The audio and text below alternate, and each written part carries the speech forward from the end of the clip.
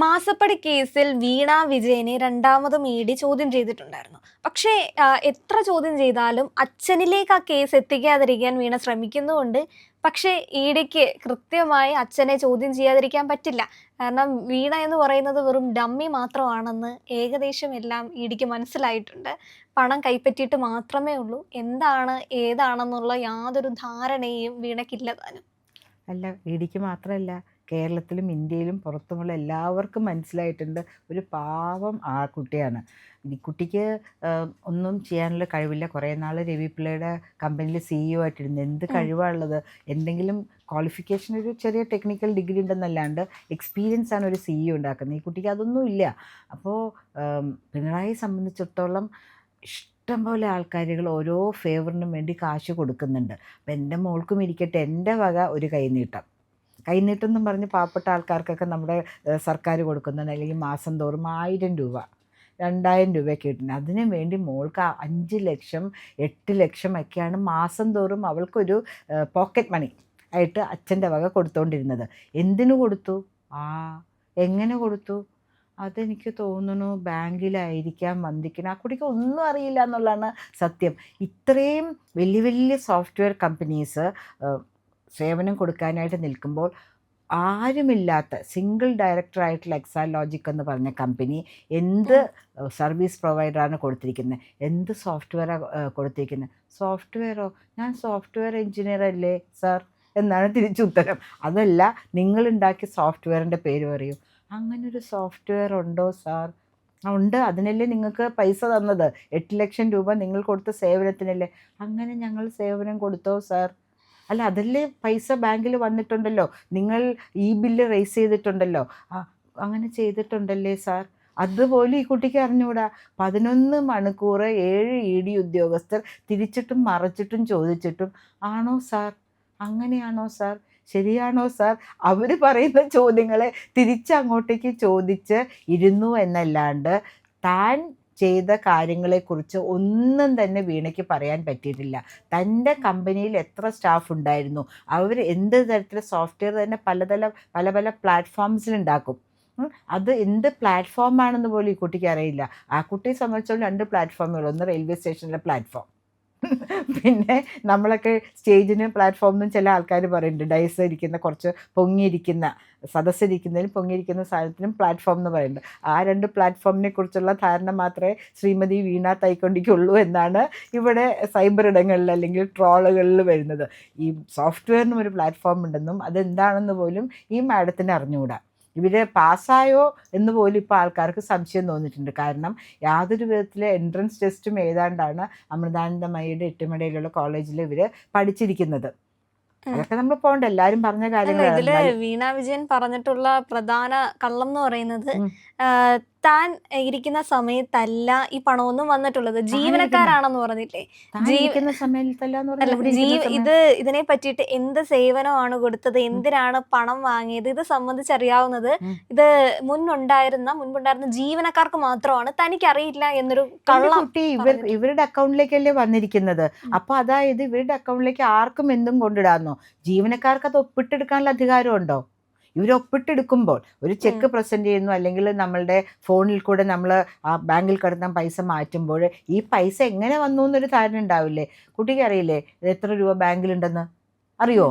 അതനുസരിച്ചല്ലേ ചിലവാക്കുള്ളൂ. അപ്പോൾ ബാങ്കിൽ പൈസ ഉണ്ടെന്ന് അറിഞ്ഞിട്ട് തന്നെയല്ലേ അവർ ചിലവാക്കിയിരിക്കുന്നത്. ബാങ്കിൽ ഇപ്പോൾ ഇത്രയും പൈസ ഇല്ലല്ലോ, ഇത്രയും കൊല്ലം കൊണ്ട് കിട്ടിയിരിക്കുന്ന 2 കോടി രൂപ അവിടെ കിടപ്പില്ലല്ലോ.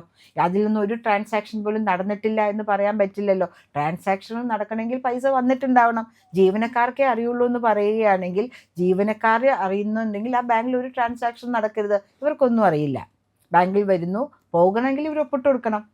അപ്പം ഇങ്ങനെ വിട്ടുതരം പറഞ്ഞുകൊണ്ട് കണ്ണടച്ചിട്ടാക്കാനായിട്ട് അപ്പനും മോളും കൂടെ നോക്കുകയാണെങ്കിൽ അത് നടക്കില്ല.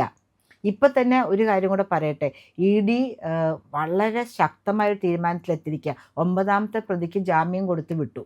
പബ്ലിക് പ്രോസിക്യൂട്ടർ അത് കണ്ടസ്റ്റ് ചെയ്തില്ല. ജാമ്യാപേക്ഷ വന്നപ്പോൾ അവർ കണ്ടസ്റ്റ് ചെയ്യാത്തതിന് പിന്നെ കോടതിക്കൊന്നും ചെയ്യാൻ പറ്റില്ല. ED പറഞ്ഞൊന്നും നടപ്പില്ല, ഞങ്ങൾ ആ ജാമ്യം പിൻവലിക്കാനുള്ള കാര്യങ്ങൾ ചെയ്യാൻ പോവാണ്.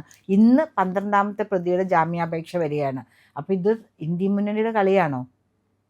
ഇന്ത്യ മുന്നണിയുടെ ആൾക്കാർ, അതായത് രമേശ് ചെന്നിത്തല അറിയാണ്ട് ഈ പബ്ലിക് പ്രോസിക്യൂട്ടർ എങ്ങനെയാണ് ഇത്രയും പ്രമാദമായ ഒരു കേസിൽ അതിനെ കണ്ടസ്റ്റ് ചെയ്യാണ്ടിരുന്നത്, എതിര് പറയാണ്ടിരുന്നത് എങ്ങനെയാണ്? രമേശ് ചെന്നിത്തല അറിഞ്ഞില്ലേ? ഇന്ന് 12ാമത്തെ പ്രതിയുടെ ജാമ്യം വരുമ്പോൾ രമേശ് ചെന്നിത്തല ഇങ്ങനെ ഇരിക്കുമോ?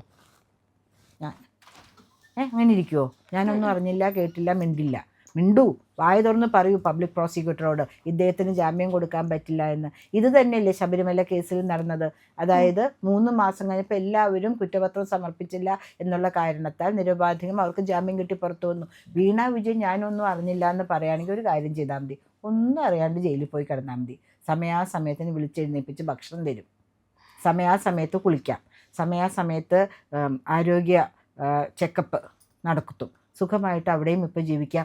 അച്ഛൻ മുൻകൈ എടുത്ത് എന്തെങ്കിലും ജോലി ചെയ്യുകയാണെങ്കിൽ 675 രൂപ പ്രതിഫലവും വെച്ചിട്ടുണ്ട്. തടവുപുള്ളികളുടെ എല്ലാവരും വേതനം കൂട്ടിയിട്ടാണല്ലോ പോയത്. ആതിര, നമ്മളൊരു ജേർണലിസ്റ്റാണ്. ഈ കുട്ടി എൻ്റെ അവിടെ 1-2 പേരേ ജോലി ചെയ്യുന്നുള്ളൂ, ജീവനക്കാർക്ക് മാത്രമേ അറിയുള്ളൂ കാര്യങ്ങളെന്ന് പറയുകയാണെങ്കിൽ ഇതിന് വേണ്ടിയിട്ടുള്ള കോൺട്രാക്റ്റും കാര്യങ്ങളും തീരുമാനിക്കാൻ വേണ്ടി പോയത്, പേഴ്സണലായിട്ട് പോയത് ശ്രീമതി വീണയാണെന്ന് തന്നെ വീണ കൊടുത്തിട്ടുണ്ട്, മൊഴി നൽകിയിട്ടുണ്ട്. അപ്പോൾ വീണ പോയി സംസാരിച്ച ഒരു ഡീലിൻ്റെ കാര്യങ്ങൾ ഓഫീസ് നടത്തും. പക്ഷേ അതിൻ്റെ തുക വന്നിരിക്കുന്നത് ഓഫീസിൻ്റെയും വീണ തൈക്കണ്ടിയുടെ അക്കൗണ്ടിലേക്കാണ് വന്നിരിക്കുന്നത്. എനിക്കൊന്നും അറിയില്ല എന്ന് പറയുകയാണെങ്കിൽ എന്താ കാര്യം? കുറച്ച് ദിവസം അങ്ങോട്ടും ഇങ്ങോട്ടും അത്രയും വേഗം ഒന്നും അറസ്റ്റ് ചെയ്യുന്നത് നമുക്ക് തോന്നുന്നില്ല. ഒന്ന് നടക്കട്ടേന്നേ, അങ്ങോട്ട് തലങ്ങും വരെ നല്ല 240ഓളം കിലോമീറ്റർ താണ്ടി വേണം ഇവിടെ എറണാകുളത്തെത്താൻ.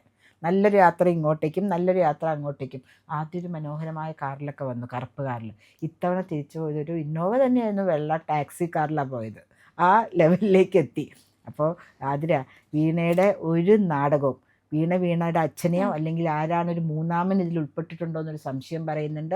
അവരെയൊക്കെ പരിശ്രമിക്കാൻ. ആ മൂന്നാമൻ നമുക്കറിയില്ല, ഇനി റിയാസ് ഇതിലൊരു പ്ലാൻ ഇട്ടതായിരിക്കാം മൂന്നാമത്തെ ആള്. അല്ല, പുതിയാപ്പിള ആയിരിക്കാം. അതെ, ഈ വീണയിലൂടെ അത് നടപ്പാക്കിയതുപോലെ തന്നെ ആ സേവനം കൊടുത്തിട്ടുള്ളത് മുൻ സർക്കാരും. അത്തരത്തിലാണ് ഇപ്പോൾ ഇഡിയുടെ സംശയം. പറഞ്ഞത് നന്നായി, സേവനം കൊടുത്തിട്ടുള്ള മുൻ സർക്കാർ തന്നെയാണ്. എത്ര ഏക്കർ ഭൂമിയാണ് ഈ കരിമണൽ കർത്തയുടെ സ്ഥാപനം അവിടെ കയ്യേറി വെച്ചിരിക്കുന്നതെന്ന് അറിയാമോ? 65 ഏക്കർ ഭൂമിയാണ്. അവിടെ ടൂറിസത്തിന് വേണ്ടി തരം മാറ്റി കൊടുക്കണമെന്ന് പറഞ്ഞ് അപേക്ഷയും അവർ വച്ചിട്ടുണ്ടായിരുന്നു. അപ്പോൾ സേവനം അവർക്ക് കിട്ടേണ്ടിയിരുന്നത് പിണറായി വിജയൻ മുഖ്യമന്ത്രിയായിരുന്ന സർക്കാരിൽ നിന്ന് തന്നെയാണ് സേവനം കിട്ടേണ്ടിയിരുന്നത്. പക്ഷേ അത് നടപ്പായില്ല. ഇപ്പോൾ ഇവർ ഓരോ കാരണങ്ങൾ പറഞ്ഞ് സേവനത്തിനെ കുറിച്ച് വന്ന് പറയുമ്പോൾ അവിടെയുള്ള പഞ്ചായത്ത് പ്രസിഡന്റുമാർ അത് നടക്കില്ല എന്ന് തന്നെ പറയുന്നുണ്ട്. നീണ്ടകര പഞ്ചായത്ത് പ്രസിഡന്റ് ശിവലാൽ പറഞ്ഞിട്ടുണ്ട്, ചവറ പഞ്ചായത്ത് പ്രസിഡന്റ് അംബികാദേവി പറഞ്ഞിട്ടുണ്ട്, കരിമണൽ ഖനനം പൊതുമേഖലാ സ്ഥാപനങ്ങളിൽ തന്നെ നിർത്തണം, അത് പ്രൈവറ്റ് ആക്കണം എന്ന് പറഞ്ഞിട്ട് നമ്മളുടെ വി.ഡി. സതീശൻ, ഇവർ തമ്മിൽ എന്താ വ്യത്യാസം? പിണറായിയും വി.ഡി. സതീശൻ തമ്മിൽ എന്താ വ്യത്യാസം? രണ്ട് മുഖം, പക്ഷെ ഒരേ ഐഡിയോളജി, ഒരേ കാര്യങ്ങൾ സംസാരിക്കുന്നു, ശബ്ദത്തിന് വ്യത്യാസമുണ്ടെന്ന് മാത്രം അല്ലേ? അപ്പോൾ ഇവർ കരിമണൽ കർത്ത എന്ന് പറയുകയാണെങ്കിൽ അവരുടെ പല പല ലക്ഷ്യങ്ങളായിരുന്നു. ഒന്ന് കരിമണൽ ഖനനം തന്നെയാണ് പ്രധാനപ്പെട്ട ലക്ഷ്യം. അതോടൊപ്പം തന്നെ ഗവൺമെൻറ് ഭൂമി ചുളുവിന് ഏറ്റുവാങ്ങി, തീരപ്രദേശമാണ്, മനോഹരമായ പ്രദേശമാണ്, അത് തരം മാറ്റി ഒരു ടൂറിസ്റ്റ് കേന്ദ്രമാക്കാനും കൂടെ അദ്ദേഹം ശ്രമിച്ചിരുന്നു. അതിനു വേണ്ടിയിട്ടാണ് വീണ തൈക്കണ്ടിക്ക് പിണറായി വിജയൻ്റെ നിർദ്ദേശപ്രകാരം ഒരു പോക്കറ്റ് മണി, അങ്ങനെ നമ്മൾ വിചാരിച്ചാൽ മതി. കാരണം ഈ കുട്ടി കാശ് കണ്ടു വളർന്നതാണ്. 5 ലക്ഷം രൂപ അല്ലെങ്കിൽ 8 ലക്ഷം രൂപ എന്നൊക്കെ പറഞ്ഞ് just a pocket money for her. അങ്ങനെ പോക്കറ്റ് മണി കൊടുക്കാൻ അച്ഛൻ്റെ നിർദ്ദേശപ്രകാരം കരിമണൽ കടത്ത കൊടുത്തു. പക്ഷേ അച്ഛനോട് വിധേയത്വമുള്ള, അച്ഛനെ സ്നേഹിക്കുന്ന ഒരു മകൾ എന്ന നിലയ്ക്ക് ഈ പ്രായമായ സാഹചര്യത്തിൽ സ്വന്തം അച്ഛനെ ജയിലിലേക്ക് അയക്കേണ്ട എന്ന് വിചാരിച്ച് ആ കുട്ടി എല്ലാം സ്വയം ഏറ്റുവാങ്ങുന്നു. പക്ഷേ ഏറ്റുവാങ്ങൽ ആണ് എന്ന് മനസ്സിലാക്കാനുള്ള കഴിവും വിദ്യാഭ്യാസവും ട്രെയിനിങ്ങും ഇ.ഡി. ഉദ്യോഗസ്ഥന്മാർക്കുണ്ട്. ഇനിയും വരും, അടുത്ത ആഴ്ചയും വരും. നമ്മൾ കട്ട വെയിറ്റിങ്ങിലല്ലേ. അപ്പോൾ വീണ പേടിക്കണ്ട. വീണ എത്രയൊക്കെ മറച്ചു വയ്ക്കാൻ ശ്രമിച്ചാലും അച്ഛൻ അല്ലെങ്കിൽ വീണ ആരെ പ്രൊട്ടക്റ്റ് ചെയ്യാൻ നോക്കുന്നോ അവർ കുടുങ്ങുക തന്നെ ചെയ്യും. It's only matter of time. നിങ്ങൾ ഞങ്ങളുടെ കൂടെ ഉണ്ട് എന്നതാണ് ഞങ്ങളുടെ വിജയം. ഒപ്പം നിങ്ങൾ കൂടെ ഉണ്ടാവണം, ഒപ്പം സഞ്ചരിക്കണം. ചാനൽ കാണുന്നവർ സബ്സ്ക്രൈബ് ചെയ്യണം ഇന്ന് തന്നെ.